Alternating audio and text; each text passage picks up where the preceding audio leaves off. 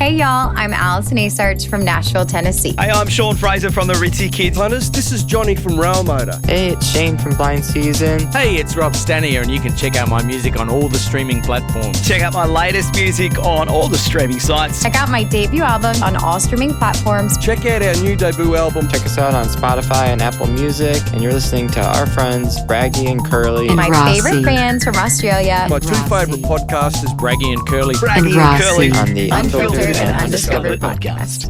And Rossy. All right, shall we get going? I'm ready, yes. Let's go. Let's go. Got my notepad just in case. Okay.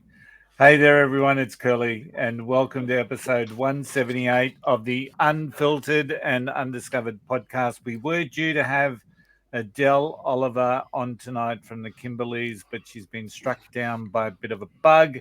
So we've got our fingers crossed that she's better and she'll be on our show next week. So instead of that, we're going to do a mystery song deep dive, and the boys have been gearing up for this. So let's bring them in. How are you, Rossy? And how are you, Braggy? How are you, boys? Fantastic, Curly. You're looking very well, Braggy, by the way. Thank you. It's because I've been off the piss for 2 weeks. Ah. So have I, mate. I've been on a alcohol-free February, so Right. someone was telling my face looks skinnier, and I'm thinking, well, I'm not bloated. getting any skinnier. Do you know I've been off the piss for 1,550 months? Yeah, That's that's incredible. awesome, mate. Well done, mate. That is awesome. I don't know if I'm giving up forever, but I'm enjoying not drinking at the moment. So I'll just keep going until I really feel like. There's a couple of times when I felt like a beer, but I've been good so far. Yeah, to be honest, I haven't missed it, and my big challenge will be the second day of March, which is Sunday, and the NRL will have their games coming in from Vegas. So I might be tempted to open one, but who knows? I may not. So Yeah, I was nearly tempted last night because the cricket was on, but then it got washed out, so it saved me. So no, it's been good. I'm enjoying it. Yeah. I've been drinking a lot of lime and bitters. I recommend it highly. Yeah. I really do. Yeah. Well, my mate Waxy, he gave it up. He don't drink no more, so I just kind of joined the bandwagon. But I don't think I'll give it up forever. Yeah, I got a mate of mine who had his gallbladder removed and from the grog, and he now doesn't drink. So I think it's a little bit, and that was a little bit of a wake up, I guess. I'm thinking, oh my God, I wonder what mine's like. So he reckoned his was like a shriveled up bloody whatever footy bladder. Right. So yeah. So Rossy, one day I'd love to dive into your how many months was it? 1,000. Let me think. No, it's 30 years just on. So it's 300 and something. That's amazing. 30 years. Wow. So 1,000. Yeah. one day we need to inspire people and dive into that. So, it's an interesting story. I got some tales to tell about it. To be honest. Were you no good on it, Rossy? Were you didn't like yourself on it, or some days. But yeah, like it's complex. It's complex, but I learned a lot about myself. Okay. Boy, oh boy. I'm a really good drunk.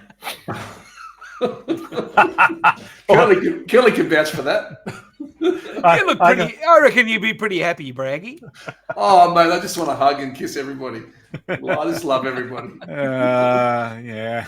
I think we all think we're pretty fun drunks, but I guess we're also pretty annoying. So at times, but anyway, we'll see what happens. Hey, any updates from your part of the world, Braggy? Let's look at Adelaide. You were talking about Adelaide off air. WOMADS is happening. I think it starts next weekend.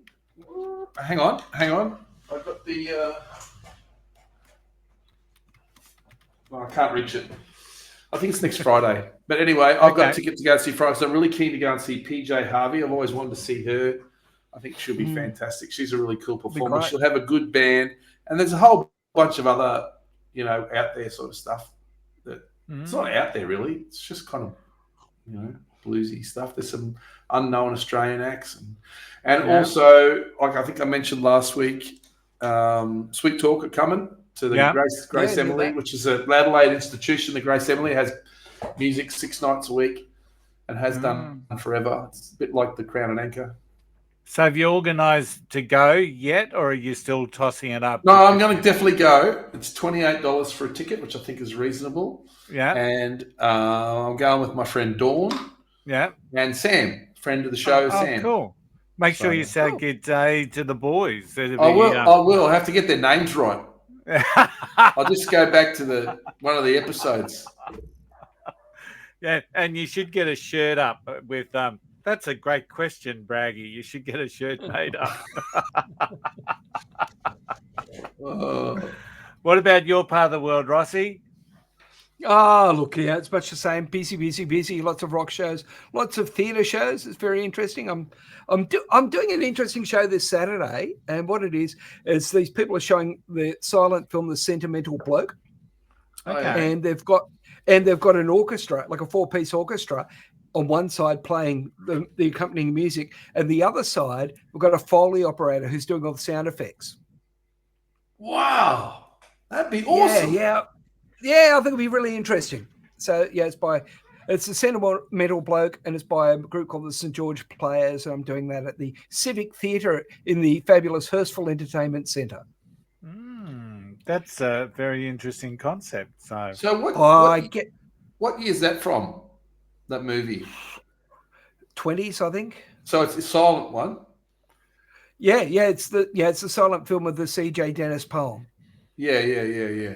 I think it'll be fascinating. I'm really quite looking forward to it. Yeah. And at the same time, in my other theatre, I'm running a Zumba masterclass for 300 people. What a life! Yeah. And of course, I've got a pocket watch show Friday night, so we're going to the Northern Beaches. All right. A Zumba class, pocket watch, coming off the top rope with the turnbuckles. Yeah. Mate. No wonder you don't drink. How old am I? How old am I again? Yeah, you're older on Mondays than you are on Fridays. Damn straight. Hey, couple of bits of news. Drake has postponed 4 of his Aussie dates. So I saw that very suddenly, apparently. Took off to Fiji today. So we got extradition with them, have we? I don't know, but that was an interesting one. He's promising to come back with even more shows, so maybe that gives him more opportunity to cancel. But interesting, there's a bit of a protest in the UK at the moment because they're trying to push through some changes to copyright law, and the law is about the use of AI, and and I think there's a silent album that's come out from a group of about 100 musicians. And they say the proposed law would allow artificial intelligence companies to build their products using other people's copyrighted work without a license. Dangerous territory, I think. I think it is. I was working with in another life. I was working for an arts organisation, and they were doing things called remix films, where you could remix a film yourself, and we kind of ramped up against it, saying that you could take Braggy, for example, and make him play a banjo, which would be absolutely upsetting for him. But you could do things and make people do things that they wouldn't do, and there's major ethical questions around all this sort of stuff. Really ethical questions. Like could you imagine that that you get, I don't know, Rage Against the Machine singing a song about how much they love MAGA? You could do it. It's potential. And I think that I'm not sure, like AI is great. I love AI, but I'm not sure where it sits in the creative arts. Like in terms of technical, it's utterly brilliant. I had someone to go through an industrial award the other day, and I published it up on AI and said, can you give me a summary of all the clauses relating to this? And it shot them out to me in like 30 seconds. Great uses for AI. But stealing other people's intellectual property, don't know. I don't feel good about it. I don't know Yeah. what the answer is yet. Don't know what the answer is. Mm. What do you reckon, Braggy? I don't know. I don't know enough about it. But with all the other innovations that have come before, people have managed to make really good art out of it. So, Got to find a way through. When I was working I at don't know. Fender, I don't know. when I was working at Fendi, we spent a couple of days there using this AI song tool, and we just bully each other, writing songs about each other, saying awful things about them, then sending them to everyone else. We'd all be crying with laughter. 30 seconds, you get a song. I'd almost write lyrics, about Braggy or Curly and stuff, and bang, out it'd go, and we'd just be crying with laughter. But it was my God, this is good and quick. I guess as long as they pay the people for it, that's the thing, isn't it? That's what they're That's what they're protesting about. Yeah, you can take it as long as you pay for it. I guess. I asked Grok, which is Elon Musk AI. I said, "What do you know about Tony Curl?" And it came back with a great story about me. Maybe most of it was true, but based on what I've already published online. But it made some assumptions around it, so filled in the gaps. Yeah, it filled in some of the gaps, and it saw my midlife pivot, so it provided a bit of a story around that as well. And I found it quite compelling that it knows just basically from what I've published online, it knows me probably a little bit better than I would admit I know myself. So it added a few things around your midlife pivot. So what did it give you a sports car and a? No, it didn't. It didn't go to that extreme. But anyway, I found it really interesting. But it is a topic that we need to sort of come to I think so. in the world. I use it quite extensively at work nowadays. Me too. So it's got its benefits. So, all right, guys, we're doing a mystery song deep dive. We got a lot of positive comments in relation to the first two that we've done, and if we think back, we did JJ Cale Cocaine, and we've done Joe Jackson. Is she really going out with him? Any thoughts on what you could expect tonight? I'm expecting something from left field. I'm expecting something from the 80s with no banjo. All right. So for no banjo, for those people tuning in for the first time, a mystery song. These boys do not know what it is. I play a little snippet before the vocals start. They are then going to tell us what the song is. Give us a little bit of the concept around the genre, what's happening at the time, why this song potentially may be a bit of a standout from that era. We're going to play a little bit more of the song where the boys will dive into, the music itself. They're going to give us a bit of a breakthrough around what's playing, what sort of beats and all that sort of stuff. And then, we play the remainder of the song, and then we talk about the ongoing legacy around that particular artist. So, if we know it, of course. We know it. Yeah, and that's always the challenge, isn't it? Because you may not know it. So, and that would be a bit of a busted show, if I just say quietly. So. All right, are you ready? Let's hope this all works. So let's go.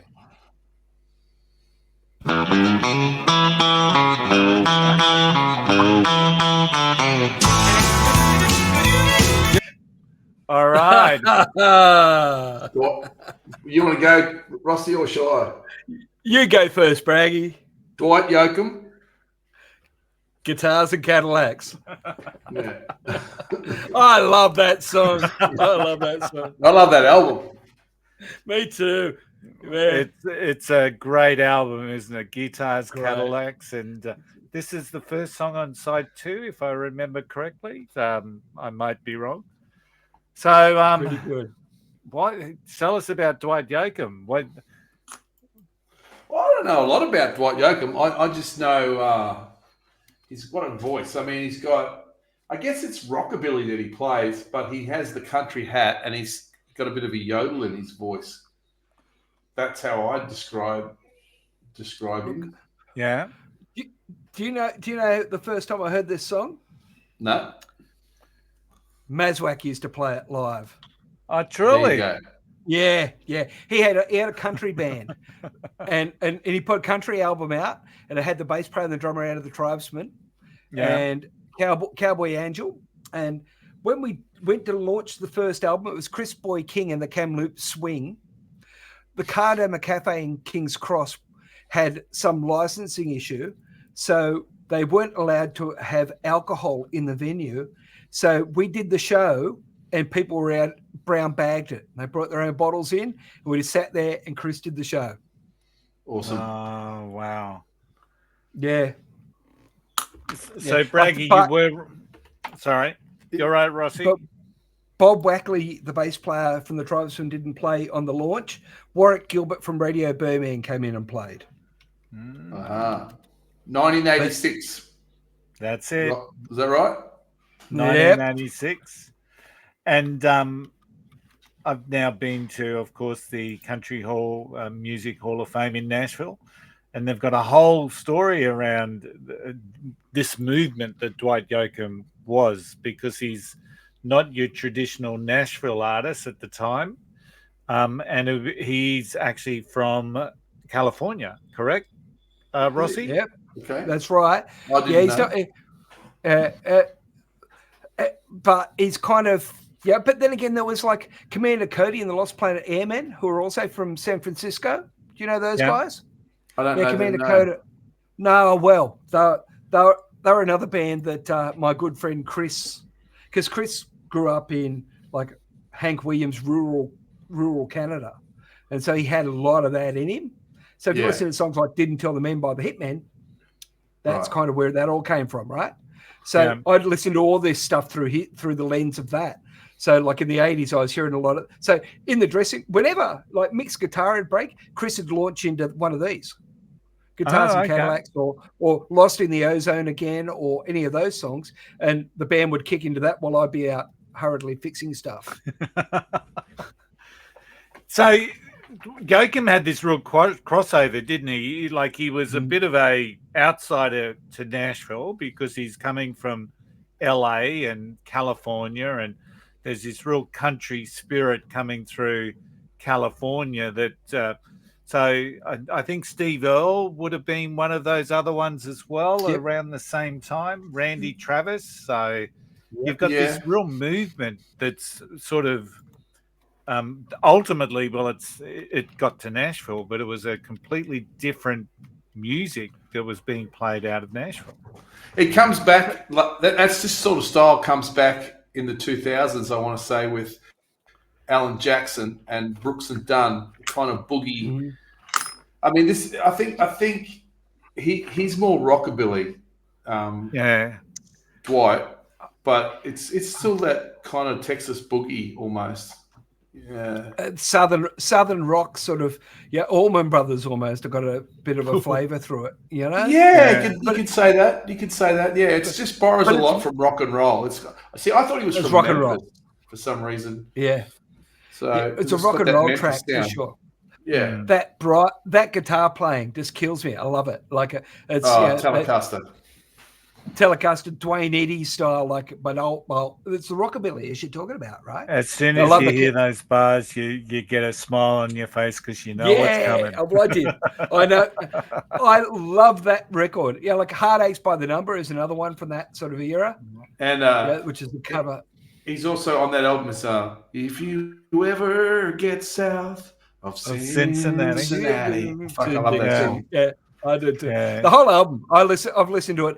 I don't know how many times. Yeah. And a lot of my friends are not as not. I never thought I was a country aficionado, but you guys have actually made me lean into it more than I realised. Yeah. All right, and guilty pleasure. Play some more, Curly. The album starts off with Honky Tonk. I'm a honky tonk man. Honky tonk. Yeah, you gotta love him. All right, so that's where he rhymes in that song, Curly, because of the lyrics. I love. He rhymes world a whirl And with girls. old. With old. Old. Gonna give a girl a whirl to the music of an old jukebox. Girl, you taught me how to hurt real bad and cry myself to sleep. Show me how this town shatter dreams. Another lesson about a naive fool who came to Babylon. Found out that the pie don't taste so sweet. Now his guitar's Cadillacs, hillbilly music, lonely, lonely streets that I call home. Yeah, my guitar's Cadillacs, hillbilly music, the only thing that keeps me hanging on.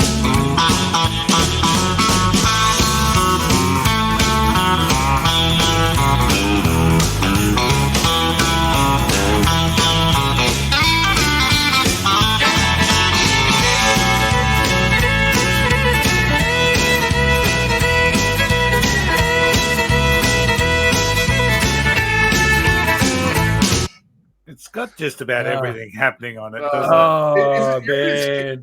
country for city folks. Like it was country for the LA. it? It really, really is. Like it's just popular, right? It's like the Taylor Swift of hillbilly rock and roll, you know? Yeah. I love it. And he's even got the. I noticed in the clip there, if people listen and can't see, he's wearing like a white Chesty Bonds singlet, you know, which reminds, which is like Brian Setzer would wear, who is rockabilly, you know. So he's borrowed from all that sort of stuff. I was hearing actually. So I was listening to someone talking about the Stray Cats last week, and I was saying that out of that era, the Stray Cats were the most mind-blowingly brilliant band that just blew people away. Just that Brian Setzer and those one guys, of the greatest guitarists of all Slim time. Jim, yeah, incredible. But like you listen to that, right, and like they're really leaning into that. Like I know he lived in LA, and I believe, like I think he did grow up somewhere, like he was born somewhere, like his family were kind of originally like Kentucky or one of those sort of places. But man, it's leaning right into it. Like it's got every country like they're just like the guy shot that clip. It's like it's an MTV clip. They've gone, all right, we need to make sure that people know this is a country tune. So let's give it everything. You know? But guy sitting there with the pipe, you know. Yeah, but instead of a pickup truck, you got a Cadillac, you know. So it's borrowed from the city, you know. They're filling the petrol tank. They're filling the truck up, you know. I love it, man. The song makes me so happy. Yeah, I find the drumming is the thing that's just driving that song, isn't it? It's almost relentless. And I was listening to it today, just trying to pick up the little double taps every now and again. And it's just a constant. It's like there's not a lot of flourish in the drums. It's just driving that. You know what's driving that song? It's the bass. Yeah. I'll tell you now. Doom, doom, doom, doom, boom. That's got the walking bass line. Usually, the most important member of any band, as you know, Braggy. No, it is, but you go back, Curly. Let's listen to that again. You listen to the bass line, but it's walking. Come back on the one, which is pushing it forward, playing in front of the beat. It's really on, like it's really high energy, like it's going for it. You know, the whole thing's going for it. It's in front. Yeah, it's nothing laid back about it. Yeah. No, I love. I've always loved the production sound of this album.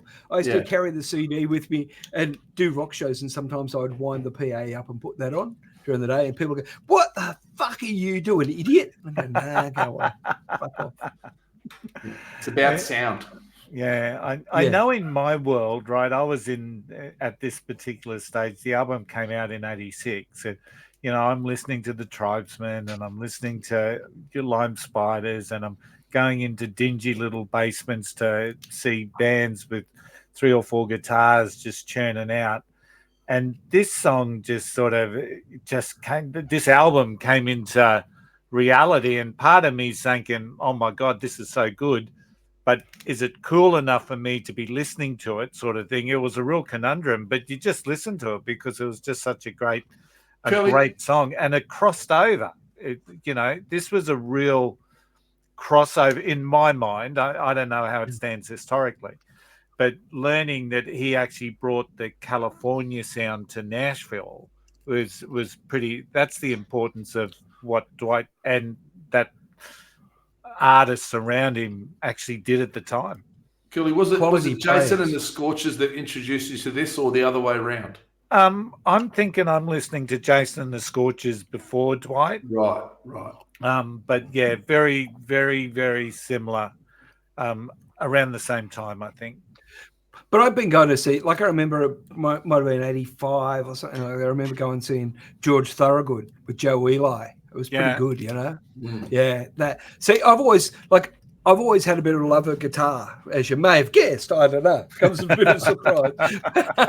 but I've always loved a lot of Southern rock. So I always listened to Lynyrd Skynyrd, and I always listened to all that sort of real Georgia Satellites. Georgia Satellites. Mate of mine was Georgia Satellites front of house guy for years. There you go. Yeah, so but all of that close to that genre too. But all of that, Georgia Satellites, absolutely, yeah. But Maz really made me listen to the more down home country stuff, Yeah. And he could play it all too, which was the thing. In the dressing room, I used to set up 3 amplifiers, one for Bob, one for Mick, and one for Chris. And they would come in, and this is the stuff he'd be playing, and they'd all be like singing and churning that out in the dressing room together. Oh wow, that would have been so cool. That was what they do. It's what they do for warm ups, Yeah. And it was, but like Commander Cody had the Lost Planet Airmen, which was rules like that psychedelic country they brought in there as well. And then, but yeah, like what I can tell you is that Maz had his first guitar was a homemade K, which is like a K, which is like a I don't know, almost like a Aldi guitar, And so was Dwight Yoakam's. Wow. Dwight Yoakam. Wow. There you go.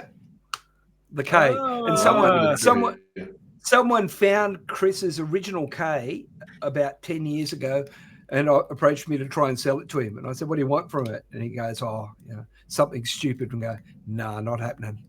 Yeah. But yeah, not for a so shit Dwight guitar. came.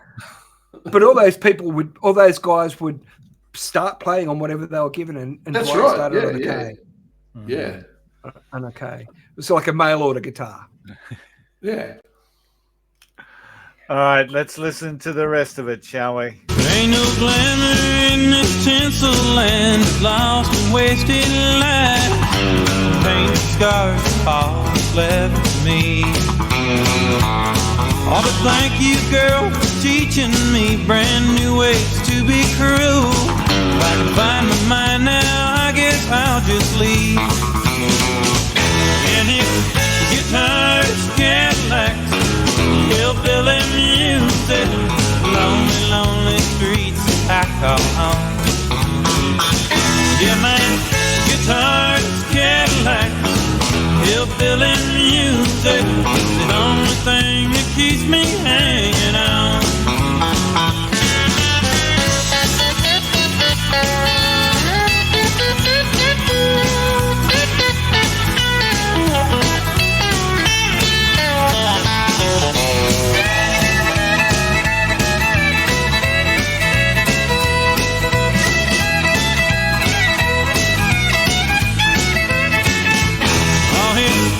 Guitars, Cadillacs, hillbilly music, lonely, lonely streets that I call home. Yeah, man, guitars, Cadillacs, hillbilly music, the only thing that keeps me hanging on. The only thing that keeps me hanging on. It's the only thing that keeps me hanging on.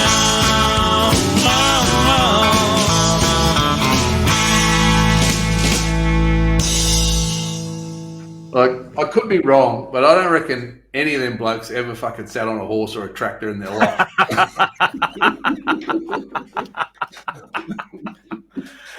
I did see you throwing quite a few Elvis shapes in there, didn't you? The Elvis Yeah, shapes, the body. yeah, he had that. Yeah. And one thing about Dwight, he loved an Elvis cover. You know, That's right. Yeah. Lines was Little Sister. Little Sister. Mhm. So Yeah, which has got that same hillbilly belt.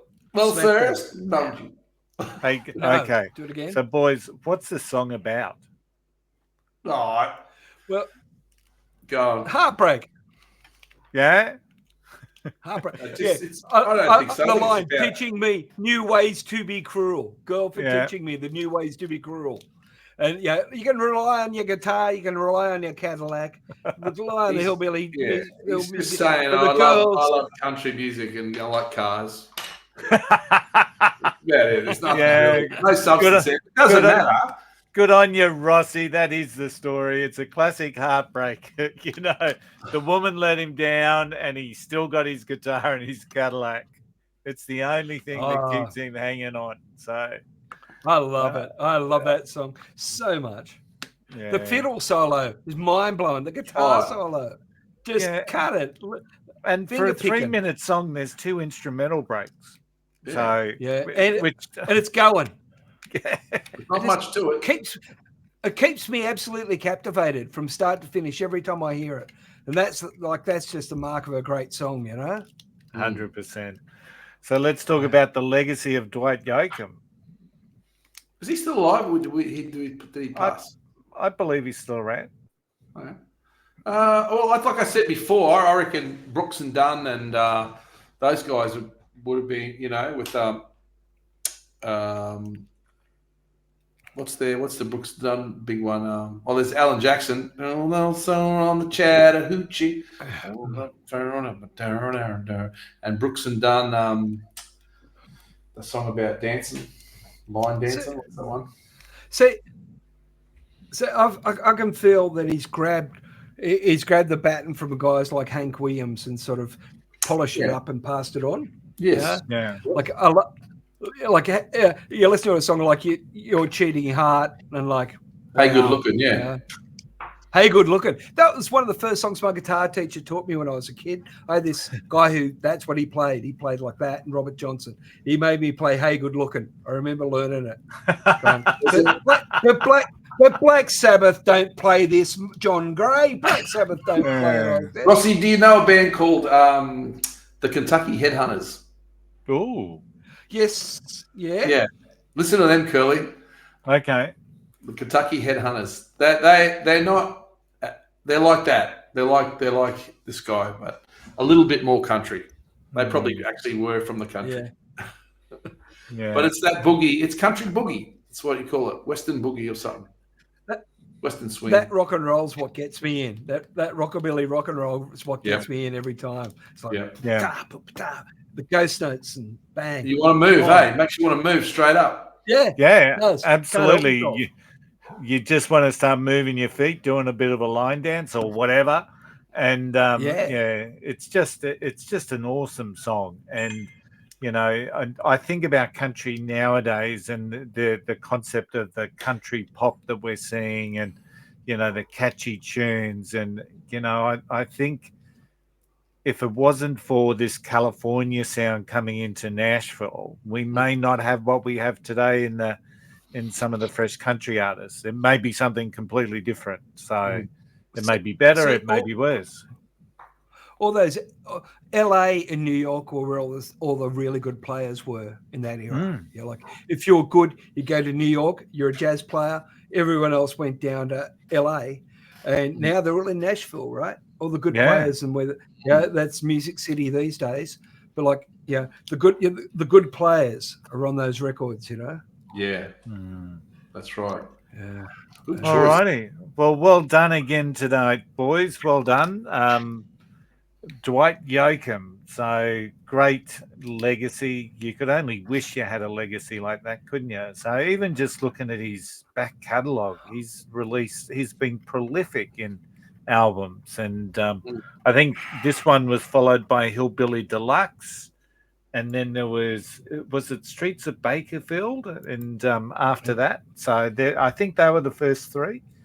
And you know, I still remember there's a song in Braggy's archives called "If You Ever Get North of Thuringowa." So that song, if you ever get south of Cincinnati, that inspired that. Yeah, absolutely. So just the lyrics of it, you know. Absolutely. So kind of the other side of this stuff is also a lot of that Tex-Mex stuff as well. Yeah, like all those, Los Lobos, all that stuff, and then so you kind of take the other side of that and you end up at ZZ Top, right? Yeah. Oh, true. It's all connected. Yeah, you're right. All that stuff, and it's that southern influence of that sort of style of guitar playing, and it's all lots of sevenths, lots of good quality guitar solos and stuff. Everything melded down there, didn't it? Everything ran into one another there. Rock and roll, country, you know, it all smashed together down south there. It did. Yeah. Yeah, and LA had the Eagles at that time, had been and gone too. So Dwight was kind of like dragging back to trad, if you compare it to the Eagles, to be honest. Yeah, I'm just trying to see. There's not a lot of similarities between what the Eagles were putting out and what Dwight Yoakam was. Hey, so I'll tell you what else is good about Dwight Yoakam is that in my record collection he keeps company with Yothu Yindi, and yes, it's not too many Y's. I nearly made Rossy spit up.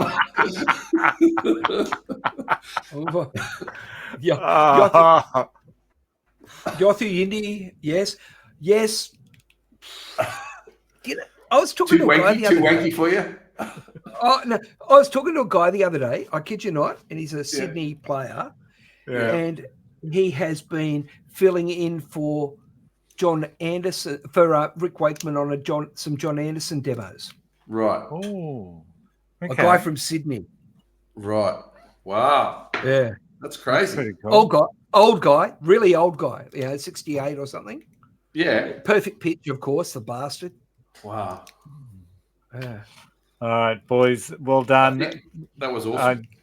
Now, if you've enjoyed this episode, please, and you want us to dive into a song, let us know. Send it to us through any of our social media platform, or you can email us at hi@unfilteredandundiscovered.com. So just send us in, and I just pull out a random song out of the list that's being generated by our wonderful listeners, and I test the boys, and see how we go. So well done again. So you're gonna have to go and put the album on.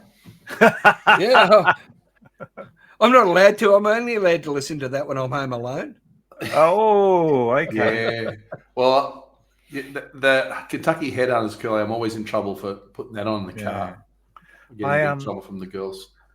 I've never had the opportunity to see Dwight live in concert. That's probably the disappointing thing from my aspect. Is I'd love to see him live. So, but anyway, if you've enjoyed this episode, please like and subscribe, leave a review. You know the deal. It's what helps us get found. We've had two amazing. The last couple of shows have been amazing. Next week we have got another amazing artist, Adele Oliver from the Kimberleys. Let's hope she gets over her little bug and she can join us. Her latest song, Home Tonight. Good song. It's a great song. And the visualizer, she's not calling it a video clip. It's a visualizer, which comes out on Friday, which is that trip in the Kimberleys heading into Broome, I believe. So looking forward to seeing the whole thing. So boys, once again, thanks for joining us. And for everyone, until next time, we will see you then. Bye.